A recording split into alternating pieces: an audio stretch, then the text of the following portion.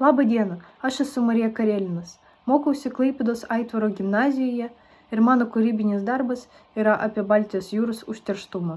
Ši problema yra labai aktuali ir artima man, nes aš myliu gamtą, ypač Baltijos jūrą. Man liūdna ir skaudu matyti, kiek šiukšlių, ypač plastiko, dėl žmonių neatsakingumo atsidūrė jūroje, o vėliau ir jos pakrantėje.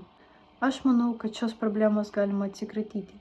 Jei aš, mano draugai, klasiokai dalyvausime akcijose, kurių metu tvarkysime jūros pakrantę.